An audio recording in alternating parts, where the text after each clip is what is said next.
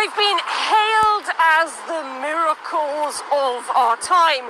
Over successive weeks, pharmaceutical giants have all found the cure for COVID, or at least a vaccine. Now, while countries fill their boots with orders, one question remains: who will have the jab?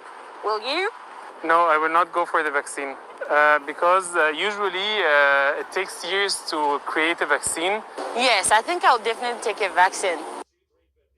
If they say that the vaccine is good, I will get vaccinated, yes.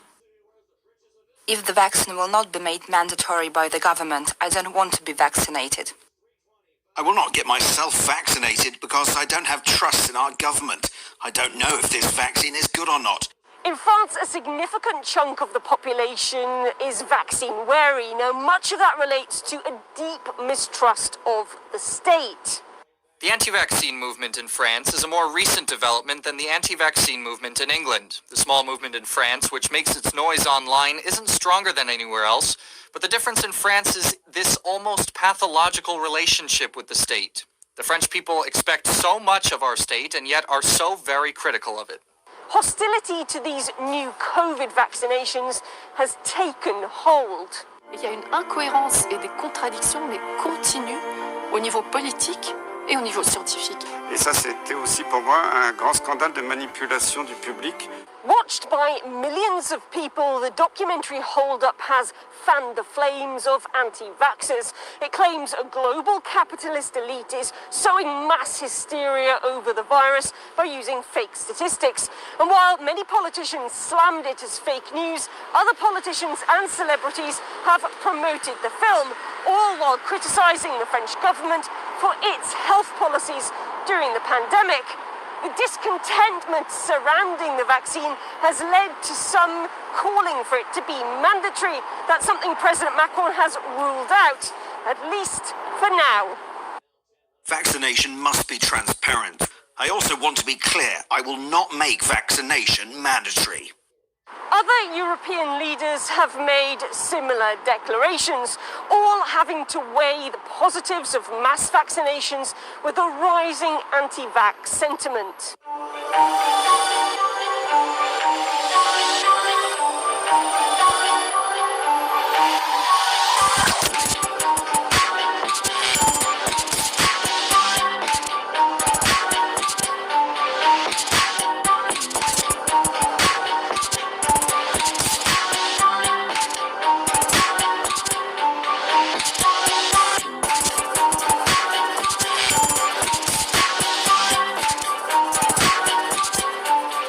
While anti-vaxxers have been labelled as right-wing conspiracy theorists, others say that they are simply questioning the science. In general, it takes about 10 years to develop a vaccine before it is ready for the market. So these are legitimate concerns. A wave of mistrust regarding a COVID-19 vaccination is to be expected. Some of that mistrust arises from problems with previous vaccines, such as the one for polio. In 1955, the Qatar vaccine was found to have caused 40,000 cases of polio, killing 10. But modern medicine has come a long way since then, with fatal mistakes learned from, and vaccines have become for many a vital tool in the fight against disease.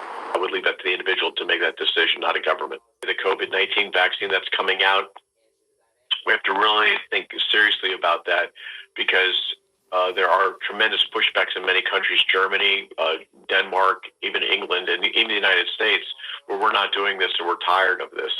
Obviously, there's not going to be enough vaccine for everyone to be vaccinated.